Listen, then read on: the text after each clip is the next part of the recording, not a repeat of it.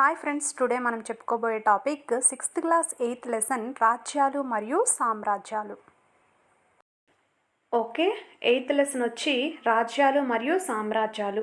అప్పటి కాలంలో రాజ్యాలు సామ్రాజ్యాలు ఏ విధంగా ఉండేవో ఈ లెసన్లో ఇవ్వడం జరిగింది. ఓకే, ఈ రాజ్యాలు సామ్రాజ్యాలలో మనం ముందుగా మౌర్య వంశం ఆవిర్భావం కోసం ఇందులో తెలుసుకుంటాం.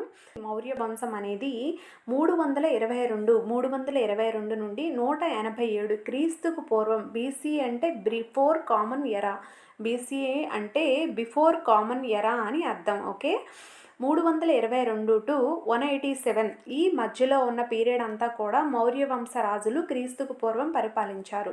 నెక్స్ట్ గుప్త వంశ రాజులు 319 to 543 సిఈ అంటే కామన్ ఎరా, అంటే క్రీస్తు శకాన్ని సిఈగా, నెక్స్ట్ క్రీస్తుకు పూర్వాన్ని బీసీఈగా ఇప్పుడు కొత్త టెక్స్ట్ బుక్స్లో యాడ్ చేశారు. ఓకే, గుప్త వంశం అనేది 319 నుండి 543 మధ్య పరిపాలించబడింది. నెక్స్ట్ దక్షిణ భారతదేశ రాజవంశాలలో శాతవాహనులు, ఇక్ష్వాకులు, పల్లవులు, చాళుక్యులు వీళ్ళందరి కోసం కూడా మనకి ఈ లెసన్లో క్లియర్గా మెన్షన్ చేయడం జరిగింది. అయితే ఇక లెసన్లోకి వెళ్దాం.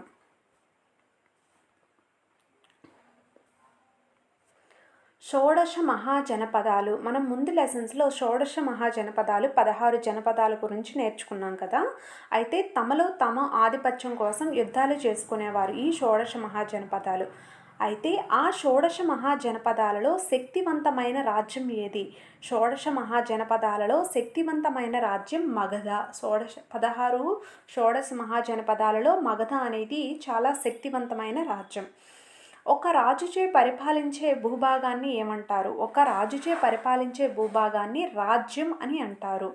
అయితే సువిశాలమైన రాజ్యాలు అంటే ఎక్కువగా రాజ్యాలు కలిగి ఉండి సువిశాలమైన రాజ్యాలన్నీ కలిగి ఉండేదాన్ని ఏమంటారు అంటే సామ్రాజ్యాలు అని అంటారు. ఓకే, రాజుచే పరిపాలించబడే భూభాగం రాజ్యం, సువిశాలమైన రాజ్యాలు సామ్రాజ్యాలు.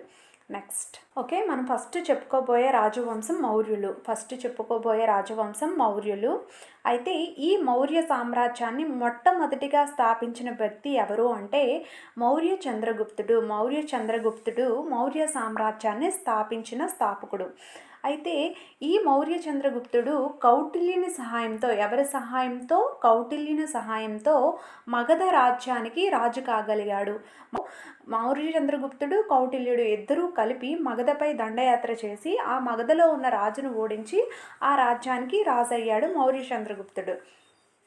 మగధ రాజ్యాన్ని పరిపాలిస్తున్న నందవంశపు రాజు అయిన మహాపద్మనందుడు సింహాసనాన్ని తొలగించి మౌర్య సామ్రాజ్యాన్ని స్థాపించిన వ్యక్తులు ఎవరు అంటే కౌటిల్యుడు, మౌర్య చంద్రగుప్తుడు.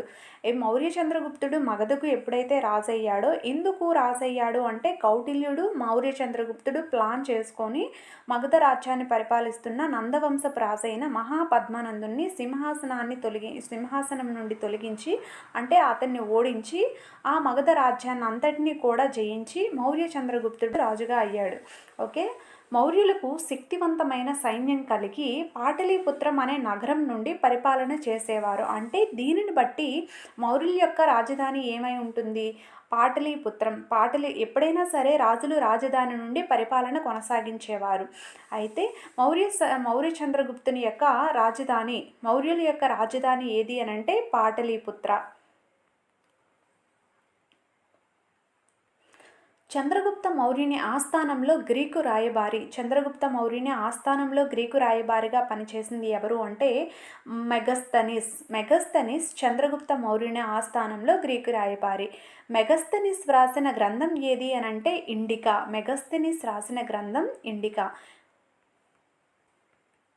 మౌర్యుల కాలం నాటి పరిస్థితులు, వారి పాలన గురించి తెలుసుకోవడానికి ఆధార గ్రంథం ఏది అంటే అప్పటి కాలం మౌర్యుల కాలం నాటి పరిస్థితులు ఏ విధంగా ఉన్నాయి, వారి పాలన ఎలా కొనసాగేది అని తెలుసుకోవడానికి ఆధారమైన గ్రంథం అనేది మెగస్తనిస్ వ్రాసిన ఇండికా గ్రంథం. ఓకే, చంద్రగుప్తుని ప్రధానమంత్రి ఎవరు? కౌటిల్యుడు చంద్రగుప్తుడు ఇద్దరూ కలిసి మగధను ఓడించి ఈ చంద్రగుప్త మౌర్యుడు రాజయ్యాడు, కౌటిల్యుడు ప్రధానమంత్రిగా అయ్యాడు. చంద్రగుప్త మౌర్యుడు రాజు. కౌటిల్యుడికి గల పేర్లు. కౌటిల్యుడికి ఏ ఏ పేర్లు ఉన్నాయి అంటే విష్ణుగుప్తుడు, చాణక్యుడు. విష్ణుగుప్తుడు మరియు చాణక్యుడు అనే బిరుదులు గల వ్యక్తి ఎవరు అంటే కౌటిల్యుడు. Okay, next one. కౌటిల్యుడు రచించిన ప్రముఖ గ్రంథం ఏది? కౌటిల్యుడు రచించిన ప్రముఖ గ్రంథం అనేది అర్థశాస్త్రం. అర్థశాస్త్రం అనే గ్రంథాన్ని కౌటిల్యుడు రచించాడు. ఈ అర్థశాస్త్రం అనే గ్రంథంలో రాజులు రాజ్యాలను ఏ విధంగా జయించాలి, వాళ్ళ యొక్క ధనాగారాలను ఏ విధంగా పెంపొందించుకోవాలి, అన్ని విషయాల గురించి ఈ అర్థశాస్త్రంలో కౌటిల్యుడు రాశాడు. ఓకే, చంద్రగుప్త మౌర్యుని తర్వాత మగధకు రాజు ఎవరు? చంద్రగుప్త మౌర్యుని తర్వాత మగధకు రాజు చంద్రగుప్త మౌర్యుని కుమారుడైన బిందుసారుడు. బిందుసారుడు చంద్రగుప్త మౌర్యుని కుమారుడు. అతని తర్వాత బిందుసారునికి రాజ్యం వచ్చింది. అయితే బిందుసారుని తర్వాత మగధకు రాజు ఎవరు అంటే అశోకుడు. బిందుసారుడు కుమారుడు ఎవరు అంటే అశోకుడు. బిందుసారుని తర్వాత మగధకు రాజు అశోకుడు అయ్యాడు. Okay, next one. అశోకుడు మరింత విశాల సామ్రాజ్యాన్ని స్థాపించాలి అనే ఉద్దేశంతో, అంటే అశోకుడు తన సామ్రాజ్యాన్ని ఇంకా వ్యాపించాలి అనే ఉద్దేశంతో యుద్ధాలు చేశాడు. ఇలా ఎన్నో యుద్ధాలు అశోకుడు చేశాడు. కానీ ఆ యుద్ధాలలో ప్రముఖమైన యుద్ధం ఏది అని అంటే కళింగ యుద్ధం. ఆ యుద్ధాలలో ప్రముఖమైన యుద్ధం, అశోకుని యొక్క చిట్ట చివరి యుద్ధం కూడా కళింగ యుద్ధం.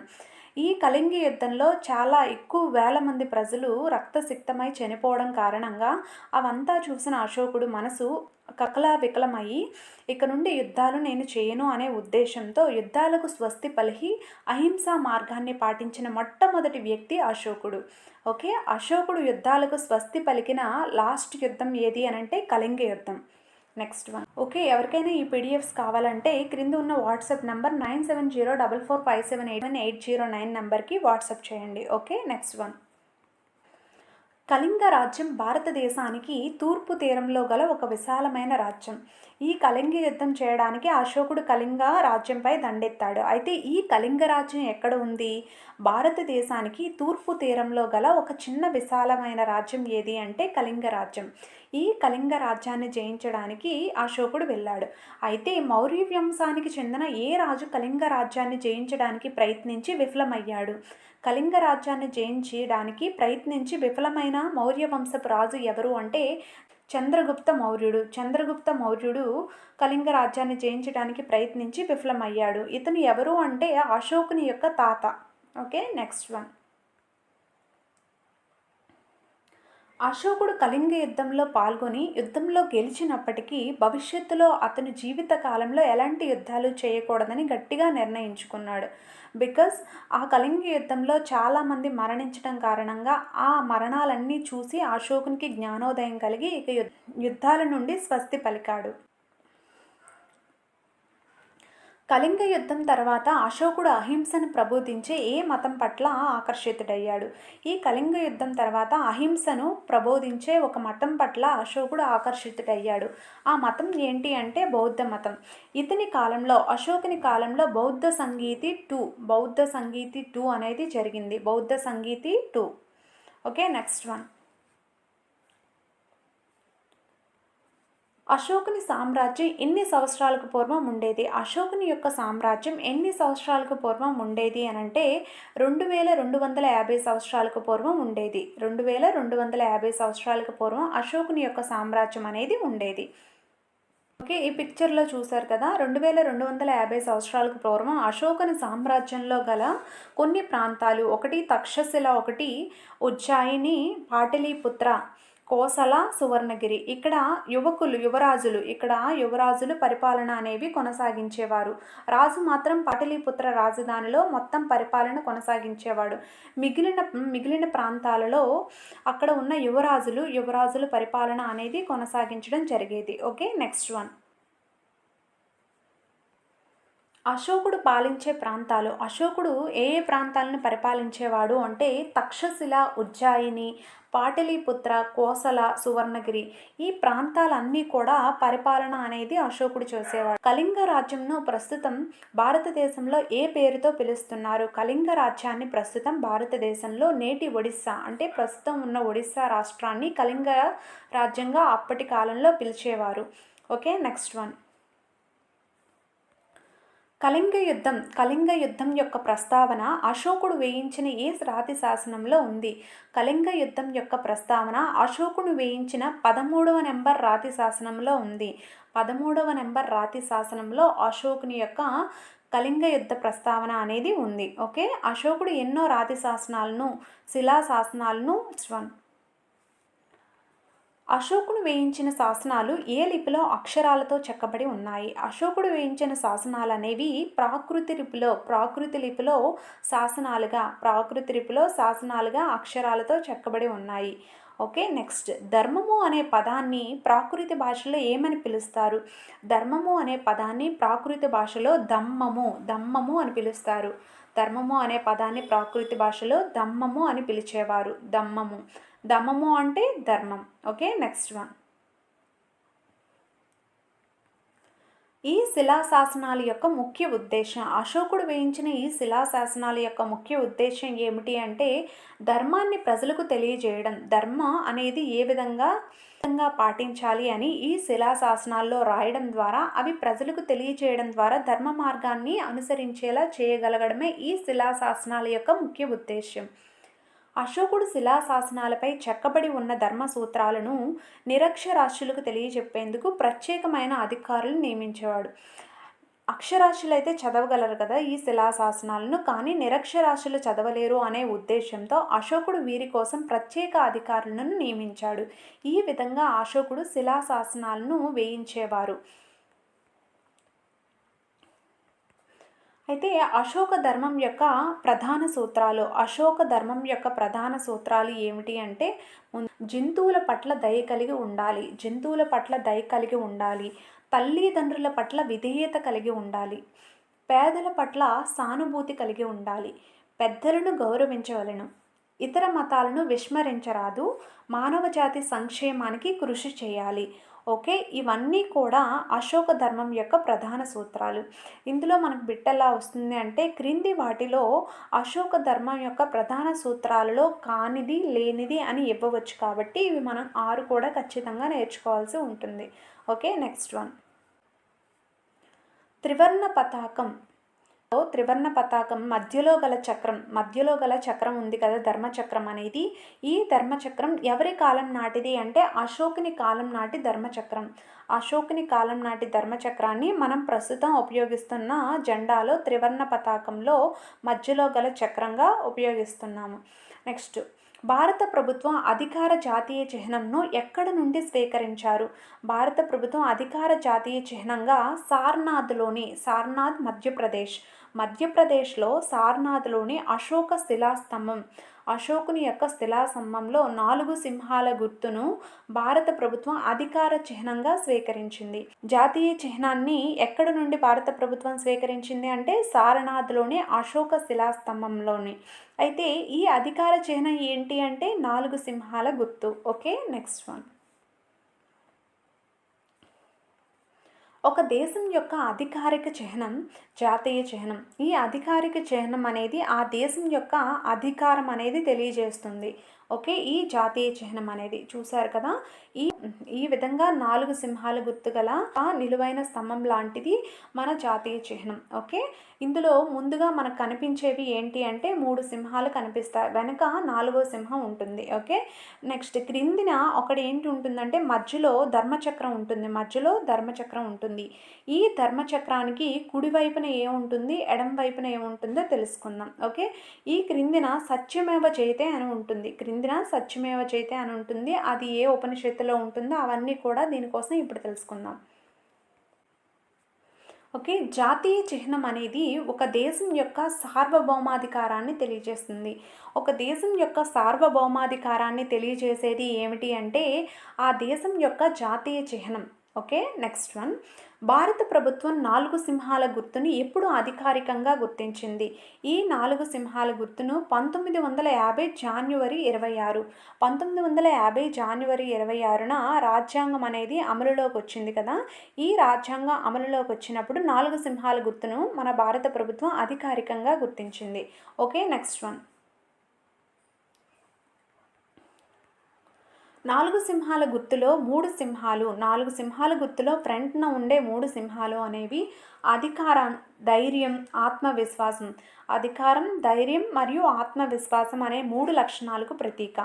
అంటే ధైర్యానికి, అధికారానికి, ఆత్మవిశ్వాసానికి ప్రతీకలు.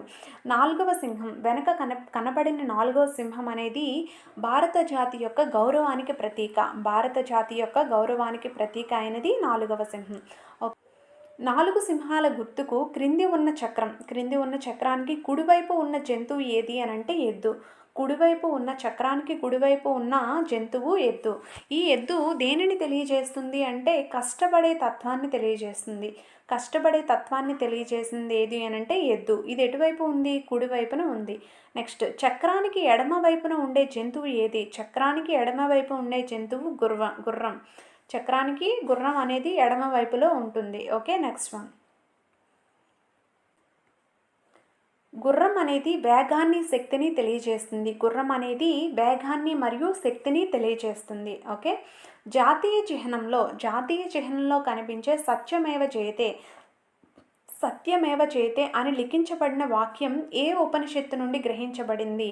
సత్యమేవ జయతే అనే వాక్యం మండుకోపనిషత్తు నుండి గ్రహించబడింది. జాతీయ చిహ్నంలో ఉన్న సత్యమేవ జయతే మండుకోపనిషత్తు నుండి గ్రహించబడింది. Okay, next one. అశోకుడు ప్రజల కొరకు చేసిన గొప్ప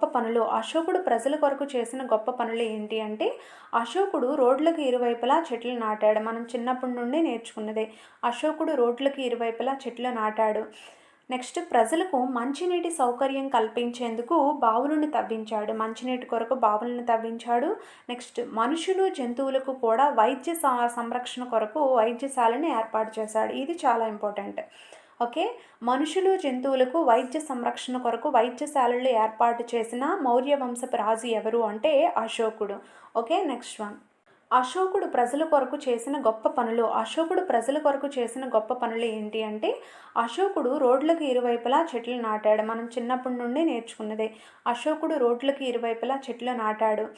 నెక్స్ట్, ప్రజలకు మంచినీటి సౌకర్యం కల్పించేందుకు బావులను తవ్వించాడు. మంచినీటి కొరకు బావులను తవ్వించాడు. నెక్స్ట్, మనుషులు జంతువులకు కూడా వైద్య సంరక్షణ కొరకు వైద్యశాలను ఏర్పాటు చేశాడు. ఇది చాలా ఇంపార్టెంట్. ఓకే, మనుషులు జంతువులకు వైద్య సంరక్షణ కొరకు వైద్యశాలలు ఏర్పాటు చేసిన మౌర్య వంశపు రాజు ఎవరు అంటే అశోకుడు. Okay, next one. ఓకే, ఈ విధంగా మౌర్య సామ్రాజ్యాన్ని అశోకుడు పాలించిన కొంతకాలానికి అశోకుని యొక్క వారసులు బలహీనులు మరియు అసమర్థులు. వీరు బలహీనులు, అసమర్థులు కావడం కారణంగా అశోకుని తర్వాత మౌర్య సామ్రాజ్యం అనేది పతనమైంది. అంత పెద్ద మౌర్య సామ్రాజ్యం అశోకుని కాలం తర్వాత పతనం అవ్వడం స్టార్ట్ అయింది. ఓకే, ఈ విధంగా అశోకుని యొక్క సామ్రాజ్యం పతనమైన తర్వాత మొత్తం ఉత్తర భారతదేశంలోనూ దక్షిణ భారతదేశంలోనూ చిన్న చిన్న రాజులు పరిపాలన కొనసాగించేవారు. వారిలో వారు యుద్ధాలు చేసుకుంటూ ఒకరిపై ఒకరు గెలుస్తూ ఈ విధంగా చిన్న చిన్న రాజ్యాలను పరిపాలన కొనసాగించడం స్టార్ట్ చేశారు. ఓకే, ఈ విధంగా వచ్చేవే మనం ఇప్పుడు తెలుసుకోబోతున్న సామ్రాజ్యాలు. Okay, next one. గుప్త సామ్రాజ్యం. నెక్స్ట్, గుప్త వంశ రాజుల్లో ప్రసిద్ధి చెందినవాడు మొదటి చంద్రగుప్తుడు. గుప్తులు మొత్తం సామ్రాజ్యాన్ని ఎక్కడ నుండి పరిపాలించేవాళ్ళు? ఈ గుప్తులు మొత్తం సామ్రాజ్యాన్ని అంతటినీ కూడా మౌర్యుల రాజధాని అయిన పాటలీపుత్రం నుండి పరిపాలిస్తూ ఉండేవారు. గుప్తులు సామ్రాజ్యం అనేది అంటే గుప్తులు పాటలీపుత్రం నుండి, గుప్తుల యొక్క రాజధాని కూడా పాటలీపుత్రమే. మౌర్యుల యొక్క రాజధాని ఏదైతే ఉందో గుప్తుల యొక్క రాజధాని కూడా అదే. కాబట్టి వీళ్ళు పాటలీపుత్రం నుండి సామ్రాజ్యాన్ని మొత్తాన్ని కూడా పరిపాలిస్తూ ఉండేవారు. Okay, next one. గుప్త సామ్రాజ్యంలోని కొన్ని ప్రాంతాలు. గుప్త సామ్రాజ్యంలో ఏ ప్రాంతాలు పరిపాలించబడేవి అంటే సౌరాష్ట్ర అంటే ప్రస్తుతం గుజరాత్. సౌరాష్ట్ర అంటే ప్రస్తుతం ఉన్న గుజరాత్. నెక్స్ట్, బరుకచ్చా అనేది గుజరాత్కి గోవాకు మధ్యలో గల ప్రాంతం. బరుకచ్చా ప్రాంతం. నెక్స్ట్, సాంచి ఉజ్జాయిని అనేవి మధ్యప్రదేశ్కు చెందిన ప్రాంతాలు. సాంచి, ఉజ్జయిని. నెక్స్ట్ పాటలీపుత్ర అంటే ప్రస్తుతం ఉన్న బీహార్ ప్రాంతం. పాటలీపుత్ర. నెక్స్ట్ అజంతా ఎల్లోరా ప్రాంతాలు మహారాష్ట్రలో ఉన్నాయి. నెక్స్ట్ అమరావతి, ఇది ఏపీ. ఇవన్నీ కూడా ఈ ప్రాంతాలన్నింటినీ కూడా గుప్త సామ్రాజ్యంలో ఉండే ప్రాంతాలు. ఈ ప్రాంతాలన్నింటినీ కూడా గుప్త సామ్రాజ్యంలో రాజులు పరిపాలిస్తూ ఉండేవారు. ఓకే. మొదటి చంద్రగుప్తుని తర్వాత రాజు ఎవరు అంటే సముద్రగుప్తుడు. మొదటి చంద్రగుప్తుడు తర్వాత రాజు ఎవరయ్యారు అంటే సముద్రగుప్తుడు. ఓకే. ఈ సముద్రగుప్తుడు మంచి సమర్థుడు. ఈ సముద్రగుప్తుని కాలంలో సామ్రాజ్యం అనేది ఉత్తర భారతదేశం అంతటా విస్తరించింది. ఉత్తర భారతదేశాన్ని అంతటినీ కూడా తన గ్రిప్లో ఉంచుకొని ఈ భారతదేశాన్ని అంతటినీ కూడా సముద్రగుప్తుడు పరిపాలించేవాడు.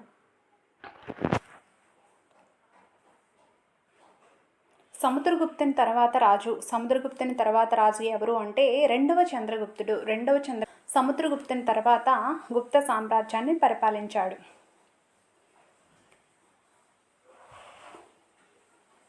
పశ్చిమ భారతదేశంలో శకరాజులను జయించిన వాడు ఎవరు అంటే సముద్రగుప్తుడు. ఇతను పశ్చిమ భారతదేశంలో పరిపాలిస్తున్న శకరాజులను జయించి మొత్తం ఆ ప్రాంతాన్ని అంతటినీ కూడా తన వశం చేసుకున్నవాడు సముద్రగుప్తుడు. ఈ సముద్రగుప్తుడు ఉత్తర భారతదేశంలో 9 మంది ప్రముఖ రాజులను ఓడించాడు. నెక్స్ట్ దక్షిణాదిన 12 మందిని, పైన 9 మందిని, దక్షిణాన కింద ఉన్న 12 రాజులను ఓడించి మొత్తం కూడా అదంతా కూడా తన ఆధీనంలోకి తెచ్చుకొని ఆ ప్రాంతాలను పరిపాలించాడు సముద్రగుప్తుడు. ఓకే. ఉత్తర భారతదేశంలో అయితే 9, దక్షిణ భారతదేశంలో అయితే 12. తమిళనాడులోని కంచి వరకు తన జైత్రయాత్రను కొనసాగించాడు. ఉత్తర భారతదేశం నుండి దక్షిణ భారతదేశంలో, అక్కడి నుండి తమిళనాడులో కంచి ప్రాంతం వరకు కూడా తన జైత్రయాత్రను కొనసాగించిన వాడు సముద్రగుప్తుడు. గుప్తుల కాలంలో వ్రాయబడిన గొప్ప గ్రంథాలు, అప్పటి కాలంలో వ్రాయబడిన గొప్ప గ్రంథాలు సారస్వతం ఒకటి, గణిత శాస్త్రం, వైద్య శాస్త్రం, ఖగోళ శాస్త్రం.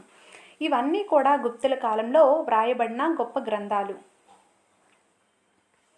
గుప్తరాజు కొలువులో 9 మంది గొప్ప పండితులు కలరు. ఏ గుప్తరాజు కొలువులో 9 మంది గొప్ప పండితులు కలరు అంటే రెండవ చంద్రగుప్తుని కాలంలో 9 మంది గొప్ప పండితులు కలరు. ఆ 9 మందిని ఏమంటారు అంటే నవరత్నాలు. ఆ 9 మందిని ఏమంటారు అంటే రెండవ చంద్రగుప్తుని కాలంలో ఆస్థానంలో గల పండితులను ఏమని పిలుస్తారు? నవరత్నాలు అని పిలుస్తారు. ఈ నవరత్నాలు 9 మంది. ఓకే. Next one.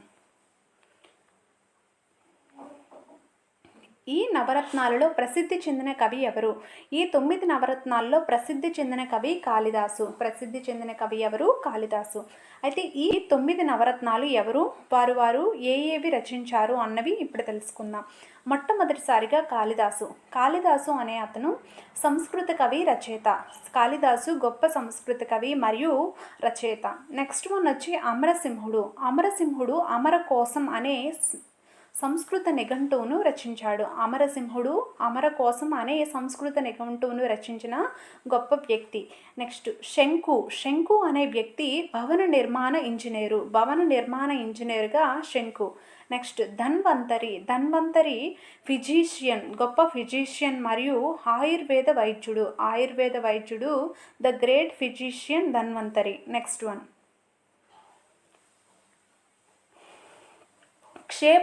క్షేపకుడు ఏంటి అంటే జ్యోతిష్య శాస్త్రవేత్త. అప్పటి కాలంలో ఈ నవరత్నాలలో జ్యోతిష్య శాస్త్రవేత్త ఎవరు అంటే క్షేపకుడు. నెక్స్ట్ ఘటకర్షుడు సంస్కృత కవి మరియు రచయిత. ఇతను సంస్కృత కవి మరియు రచయితగా ఘటకర్షుడుగా చెప్పుకుంటారు. నెక్స్ట్ బేతాళభట్టు మంత్రశాస్త్ర కోవిదుడు. నెక్స్ట్ వరరుచి అనే వ్యక్తి గణిత శాస్త్రవేత్త మరియు భాషా కోవిదుడు ఎవరు? వరరుచి. నెక్స్ట్ వన్ వచ్చి 9th వన్ వరాహమిహిరుడు ద గ్రేట్ ఖగోళ శాస్త్రవేత్త వరాహమిహిరుడు. ఇలా 9 మంది నవరత్నాలను రెండవ చంద్రగుప్తుని ఆస్థానంలో కలరు.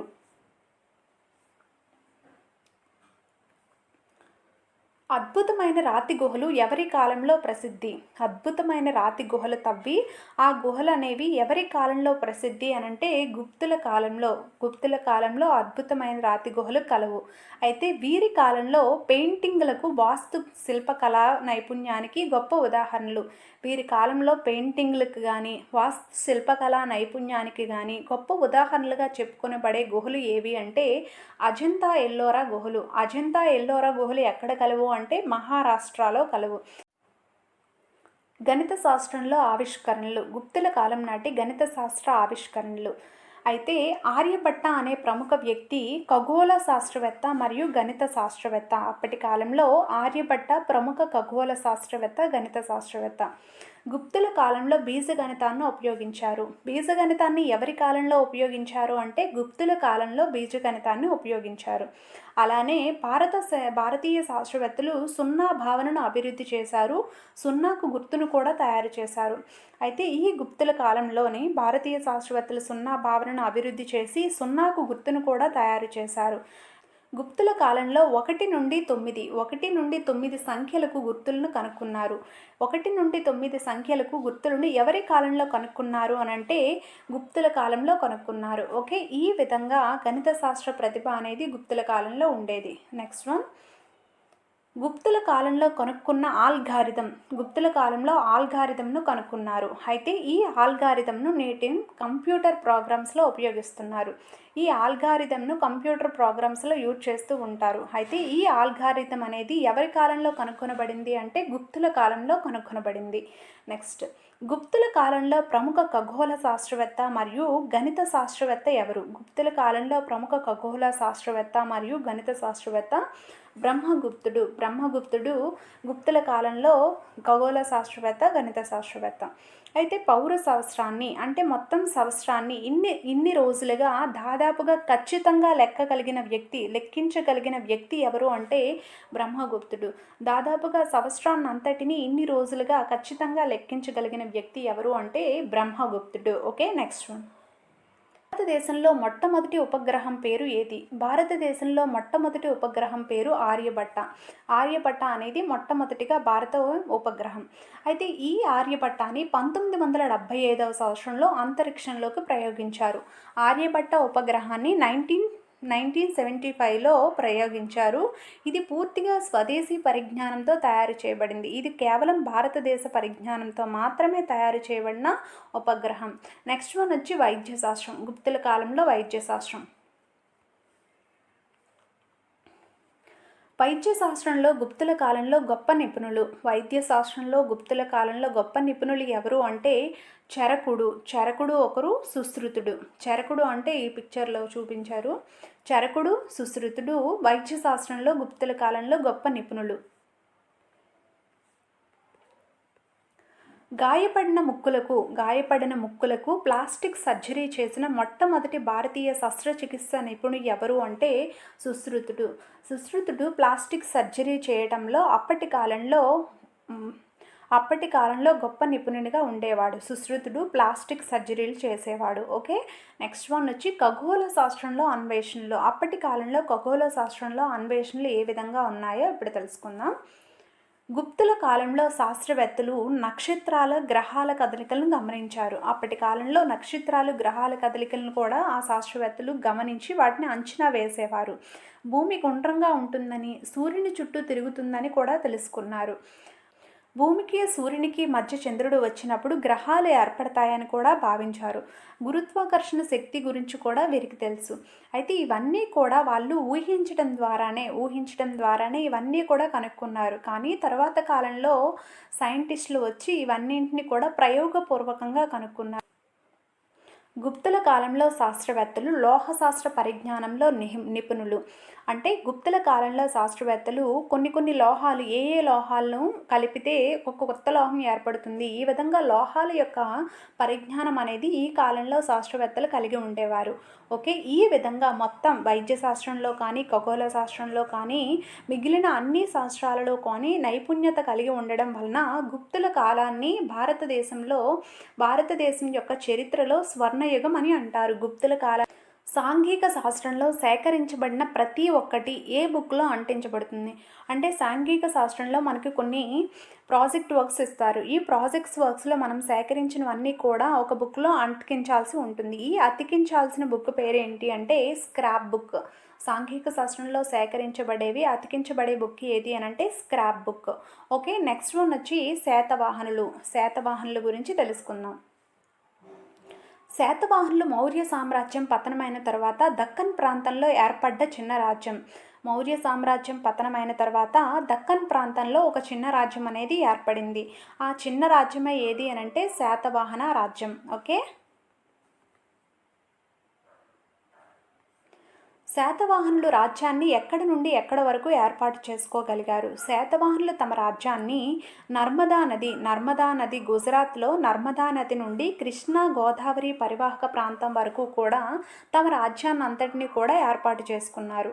శాతవాహనులు నర్మదా నది నుండి కృష్ణా గోదావరి పరివాహక ప్రాంతం వరకు మొత్తం కూడా శాతవాహనులు తమ రాజ్యాన్ని ఏర్పాటు చేసుకోగలిగారు. అయితే శాతవాహనుల యొక్క రాజధాని ఏది అని అంటే గుంటూరు జిల్లాలోని అమరావతి సమీపంలో గల ధాన్య కటకం. గుంటూరు జిల్లాలో అమరావతి సమీపంలో గల ధాన్య కటకాన్ని రాజధానిగా చేసుకొని శాతవాహనులు పరిపాలిస్తూ ఉండేవారు. ఓకే, ధాన్య కటకం. ధాన్యకటకం ఏ నదీ తీరంలో ఉంది? ధాన్యకటకం అనేది కృష్ణా నదీ తీరంలో కలదు. కృష్ణా నదీ తీరంలో ధాన్యకటకం అనేది ఉంది. అయితే శాతవాహన రాజులలో ముఖ్యమైన రాజులు ఎవరు అంటే గౌతమీపుత్ర శాతకర్ణి, వశిష్ఠపుత్ర పులోమావి, యజ్ఞశ్రీ శాతకర్ణి. గౌతమీపుత్ర శాతకర్ణి, వశిష్ఠ పులోమావి, యజ్ఞశ్రీ శాతకర్ణి మొదలైన వారు శాతవాహనుల రాజులలో ముఖ్యమైన రాజులు. శాతవాహనులు ఎన్ని సంవత్సరాలు పరిపాలించారు? శాతవాహనులు తమ రాజ్యాన్ని 300 సంవత్సరాల పాటు శాతవాహనులు తమ రాజ్యాన్ని పరిపాలించారు. ఎన్ని వందలు? 300 సంవత్సరాల వరకు పరిపాలించారు. ఓకే, శకులను, పహలవులను, యవ్వనులను ఓడించిన శాతవాహన రాజు ఎవరు? శకులను ఓడించాడు, పహలవులను శకులను, పహలవులను, యవ్వనులను ఓడించిన శాతవాహన రాజు గౌతమీపుత్ర శాతకర్ణి. అయితే ఈ గౌతమీపుత్ర శాతకర్ణికి గల బిరుదు ఏమిటి అంటే త్రిసముద్రాధీశ్వరుడు అని గౌతమీపుత్ర శాతకర్ణికి గల ఒక బిరుదు. ఓడ నాణాలను ఎవరి కాలంలో ప్రసిద్ధి చెందాయి? ఓడ నాణాలు అనేవి ఎవరి కాలంలో ప్రసిద్ధి చెందాయి? శాతవాహనుల కాలంలో ప్రసిద్ధి చెందాయి. ఓడ నాణాలు అనేవి శాతవాహనుల కాలంలో వేయబడ్డాయి. అంటే నాణాలపై ఓడ బొమ్మ ఉంటుంది. ఇవి ఏ రాజు కాలంలో చలామణి ఉండేవి అని అంటే యజ్ఞశ్రీ శాతకర్ణి రాజు కాలంలో ఈ ఓడ నాణాలు అనేవి చలామణిలో ఉండేవి. Okay, next. ఈ ఓడ నాణేలు సముద్ర వ్యాపారంలో ఆంధ్రుల యొక్క నైపుణ్యాన్ని, నౌకాదళ శక్తిని తెలియజేస్తాయి. ఈ ఓడ నాణేలు అనేవి సముద్ర వ్యాపారంలో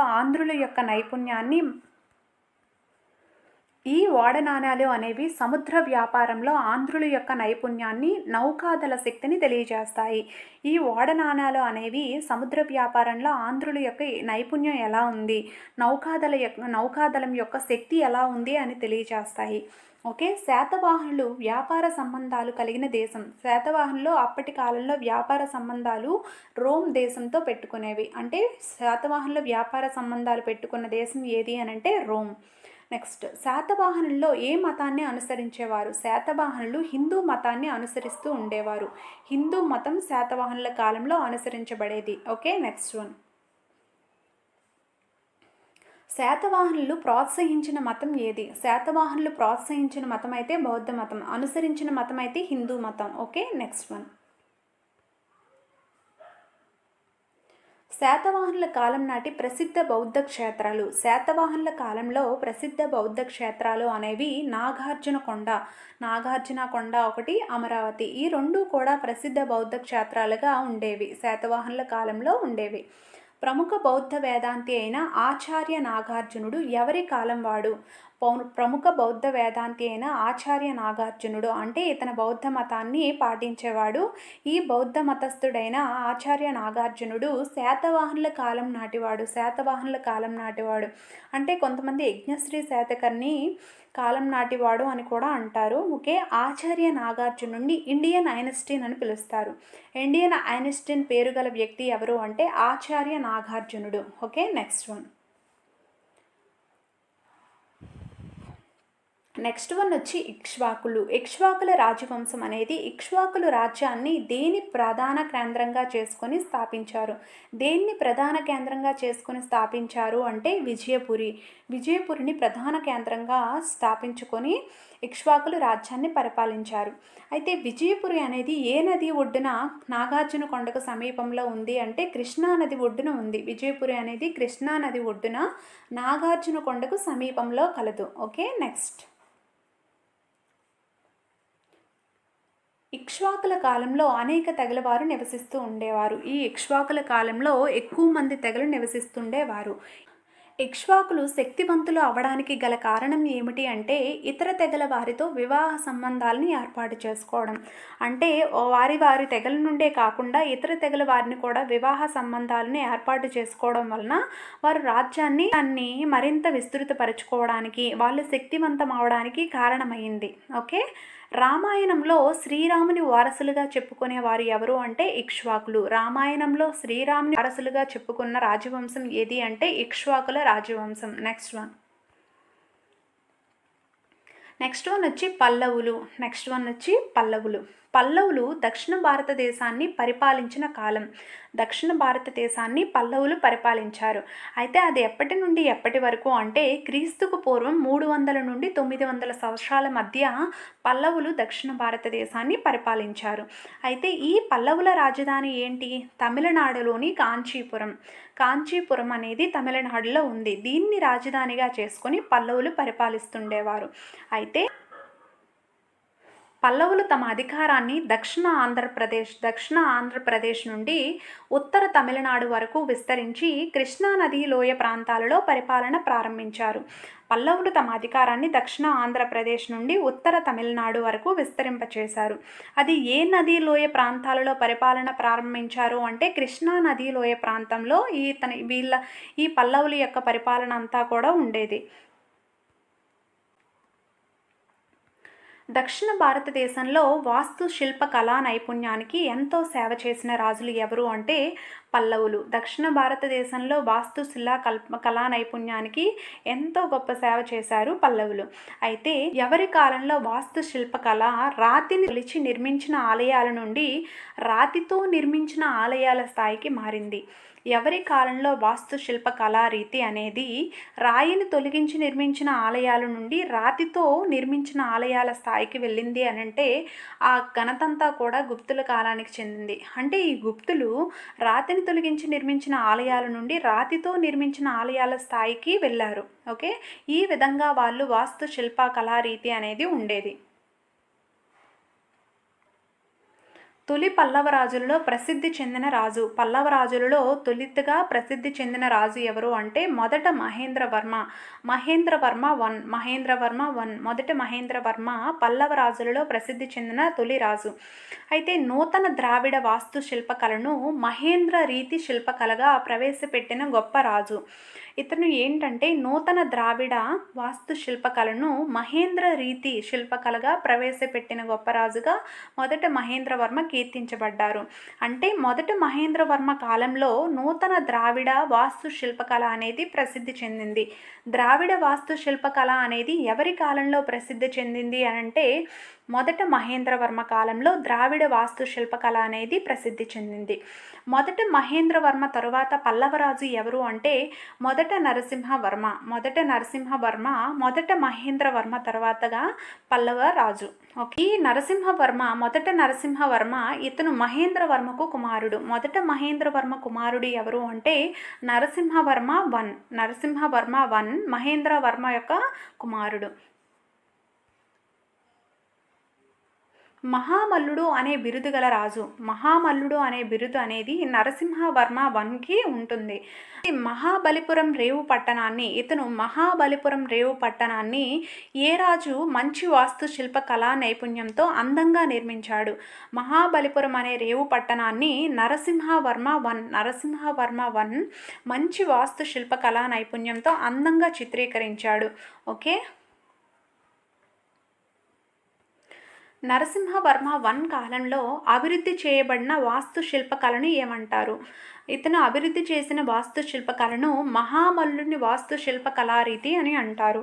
నరసింహవర్మ బిరుదు ఏంటి? మహామల్లుడు. కాబట్టి ఇతను అభివృద్ధి చేయబడిన వాస్తుశిల్పకళారీతి అనేది మహామల్లుని వాస్తుశిల్పకళారీతిగా ప్రసిద్ధి చెందింది. మహాబలిపురంలో గల పంచపాండవ రథాలు, ఇప్పుడు మహాబలిపురంలో పంచపాండవుల రథాలు ఉన్నాయి కదా, ఈ పంచపాండవుల రథాలుగా పిలువబడుతున్న 5 రథాలను నిర్మించిన రాజు ఎవరు అంటే మొదట నరసింహవర్మ. అంటే నరసింహవర్మ 1 5 రథాలతో కలిగి ఉన్న పంచపాండవ రథాలను నిర్మించిన మొట్టమొదటి రాజు. ఓకే, నెక్స్ట్ ఇవి ఎక్కడ నిర్మించాడు అంటే మహాబలిపురంలో నిర్మించాడు. ఒక్కో రథాన్ని, ఈ పంచపాండవ రథాలలో ఒక్కో రథాన్ని కూడా ఒక్కో పెద్ద బండరాయిని తొలిచి నిర్మించారు. ఒక పెద్ద బండరాయిని తొలిచి అక్కడ ఆ ఒక్కొక్క రథాన్ని నిర్మించారు. కావున వీటిని ఏమంటారు అంటే ఏకశిలా రథాలు అని అంటారు. అంటే ఒకే ఒక బండరాయి కాబట్టి ఏకశిలా రథాలు అనేవి ఎక్కడ గలవు అంటే మహాబలిపురంలో గలవు. Okay, next one. ఓకే, పల్లవుల యొక్క శిల్పకళారీతికి ఉదాహరణలు క్రింది వాటిలో మనకు పిక్చర్స్ ఇచ్చున్నారు. పల్లవుల శిల్పకళారీతికి గల ఉదాహరణలో మొదటిగా మహేంద్రుని వాస్తు శిల్పకళారీతి ఉంది కదా, ద్రావిడ రీతి అనేది ఈ విధంగా చిత్రీకరించబడింది. నెక్స్ట్ వన్ వచ్చి రాతిని తొలిచే ఆలయాలు, ఏకశిలా నిర్మాలు, పంచపాండవ రథాలు అని తెలుసుకున్నాం కదా. ఈ పంచపాండవ రథాలు అనేవి నరసింహవర్మ 1 వేయించారు. ఈ పంచపాండవ రథాలు ఇవి. నెక్స్ట్ రాతితో నిర్మించిన ఆలయాలు రాజసింహాన్ని వాస్తుశిల్ప కళారీతి. రాతితో నిర్మించిన ఆలయాలు రాజసింహుని వాస్తుశిల్ప కళారీతిలో అందంగా చిత్రీకరించారు. ఈ విధంగా పల్లవుల శిల్ప కళారీతి అనేది ఉండేది. ఓకే, నెక్స్ట్ పల్లవుల కాలంలో దేవాలయాలు నిర్మించుటకై ప్రత్యేక శ్రద్ధ కనపరిచిన రాజు ఎవరు అంటే నరసింహవర్మ 2. నరసింహవర్మ 1 తర్వాత నరసింహవర్మ 2 పల్లవుల కాలంలో దేవాలయాలు నిర్మించుటకై ప్రత్యేక శ్రద్ధ కనపరిచిన రాజు. అయితే నరసింహవర్మ 2 బిరుదు ఏమిటి అంటే రాజసింహుడు అనే బిరుదు నరసింహవర్మ 2కు గలదు. అయితే రాజసింహుని వాస్తు కళారీతి ఏ విధంగా ఉంటుంది? మనం పైన పిక్చర్లో చూసాం కదా రాజసింహుని వాస్తు కళారీతి అని. అవి ఏంటి? ఆ కళారీతి ఎలా ఉంటుంది అంటే దేవాలయాలు అనేవి మెత్తని మట్టి రాయితో నిర్మించబడి ఉంటాయి. మెత్తని మట్టితోని రాయితో నిర్మించుట ఆ దేవాలయాల యొక్క ప్రత్యేకత. ఈ దేవాలయాలు మెత్తని మట్టితోని రాయితో నిర్మించడం అనేది రాజసింహుని యొక్క వాస్తు కళారీతి. ఓకే, నెక్స్ట్ రాజసింహుని వాస్తుశిల్ప కళారీతికి చక్కని ఉదాహరణ ఏది అంటే కాంచీపురం. తమిళనాడులో గల కాంచీపురంలో ప్రసిద్ధి చెందిన కైలాసనాథ దేవాలయం. రాజసింహుని వాస్తుశిల్ప కళారీతికి చక్కని ఉదాహరణ అయినది ఏది అని అంటే కాంచీపురంలోని ప్రసిద్ధి చెందిన కైలాసనాథ దేవాలయం అనేది ప్రసిద్ధి చెందింది. ఈ విధంగా నరసింహవర్మ 2 ఎన్నో దేవాలయాలను చక్కని వాస్తుశిల్ప కళారీతితో చెక్కి అందంగా తయారు చేశారు. ఈ విధంగా పల్లవుల కాలంలో దేవాలయాలు అనేవి మంచి వాస్తుశిల్ప కళారీతితో అందంగా తయారు చేయబడి పరిపాలించసాగారు. ఓకే, నెక్స్ట్ వన్ వచ్చి చాళుక్యుల గురించి తెలుసుకుందాం. చాళుక్యుల యొక్క కాలం ఏంటి అంటే మధ్య భారతదేశంలో చాళుక్యులు దక్షిణ మరియు మధ్య భారతదేశంలో పరిపాలించిన కాలం క్రీస్తుకు పూర్వం 600 నుండి 1200 మధ్య దక్షిణ మరియు మధ్య భారతదేశంలో చాళుక్యుల పరిపాలన అనేది సాగేది. అయితే తొలి చాళుక్య రాజుల్లో ఒకరు ద గ్రేట్ పులికేసి 1. తొలి చాళుక్య రాజులలో ఒకరు ఎవరు అంటే పులికేసి 1 పరిపాలిస్తూ ఉండేవారు. అయితే ఈ పులికేసి 1 నేటి కర్ణాటకలోని బాదామిని రాజధానిగా చేసుకొని పరిపాలించాడు. పులికేసి 1 పరిపాలన కాలంలో రాజధాని ఎక్కడ ఉంది అంటే కర్ణాటకలోని బాదామిని పరిపాలిస్తూ ఉండేవారు. నర్మదా నది ఒడ్డున రెండవ పులికేశికి హర్ష చక్రవర్తికి మధ్య జరిగిన యుద్ధంలో హర్ష చక్రవర్తి పులికేశిని ఓడించాడు. ఓకే, నర్మదా నది యుద్ధం అనేది జరిగింది. ఈ నర్మదా నది ఒడ్డున ఒక యుద్ధం జరగడంతో ఈ యుద్ధంలో పాల్గొన్న వారు ఎవరు? రెండవ పులికేశి మరియు హర్ష చక్రవర్తి. ఈ ఇద్దరి మధ్య యుద్ధాలు జరిగి ఈ హర్ష చక్రవర్తి రెండవ పులికేశిని ఓడించాడు. ఈ విజయాన్ని యాక్చువల్గా మనకు టెక్స్ట్ బుక్లో హర్ష చక్రవర్తి పులికేశిని ఓడించాడు అని ఉంది, కానీ పులికేశి హర్ష చక్రవర్తిని ఓడించాడు. అయితే ఈ ఓడించడంలో ఈ విజయాన్ని కర్ణాటకలో బాగల్కోట్ జిల్లాలో ఐహోల్ శాసనంలో పేర్కొనబడింది. ఈ విజయం అనేది కర్ణాటకలో బాగల్కోట జిల్లాలోని ఐహోల్ శాసనంలో పేర్కొనబడింది. ఐహోల్ శాసనం ఏ జిల్లాలో ఉంది? బాగల్కోట్ జిల్లాలో కర్ణాటకలో ఉంది. Okay, next one.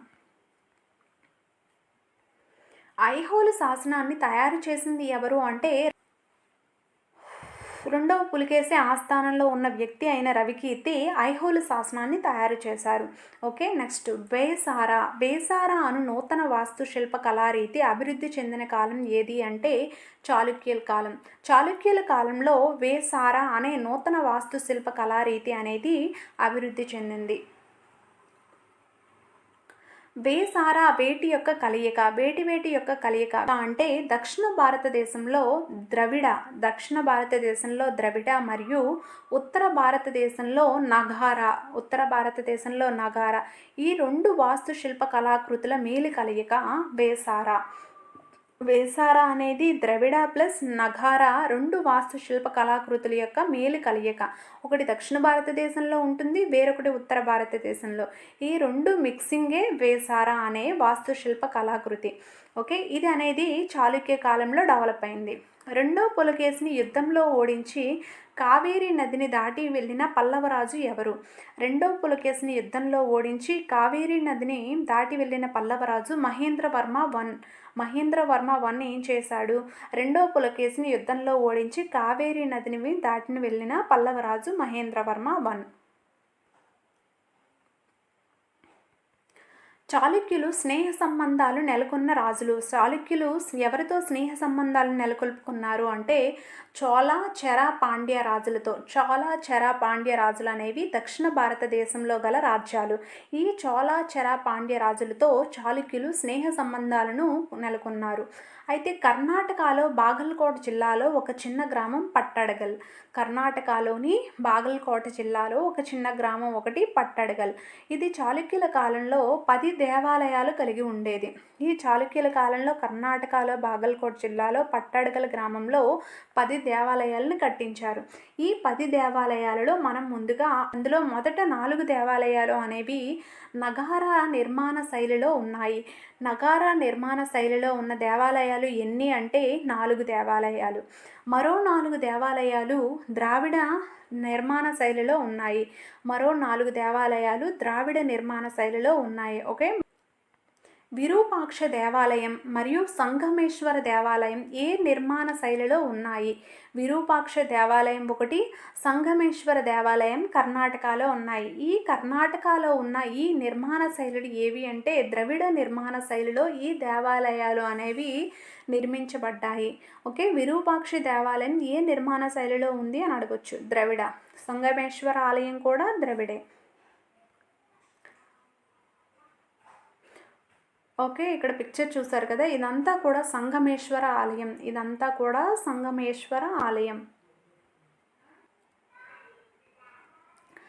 పాపనాథ ఆలయం అనేది ఏ నిర్మాణ శైలిలో ఉండేది? పాపనాథ ఆలయం అనేది నగారా నిర్మాణ శైలిలో ఉండేది. పాపనాథ ఆలయం నగారా నిర్మాణ శైలిలో నిర్మించబడింది. సంగమేశ్వర ఆలయం అనేది ఎక్కడ కలదు? సంగమేశ్వర ఆలయం అనేది కర్ణాటకలోని బాగల్కోట జిల్లాలో పట్టడగల్ గ్రామంలో కలదు. సంగమేశ్వర ఆలయం కర్ణాటకలో బాగల్కోట్ జిల్లాలో పట్టడకల్ గ్రామంలో సంగమేశ్వర ఆలయం ఉంది. ఓకే, ఈ విధంగా శాతవాహనులు కానీ ఇక్ష్వాకులు, పల్లవులు, చాళుక్యులు వీళ్ళందరి కోసం కూడా క్లియర్గా తెలుసుకున్నాం. ఈ వీడియోలో ఏవైనా బిట్స్ మిస్ అయ్యి ఉంటే కింద కామెంట్ బాక్స్లో కామెంట్ చేయండి. ఓకేనా ఫ్రెండ్స్, థ్యాంక్ యూ.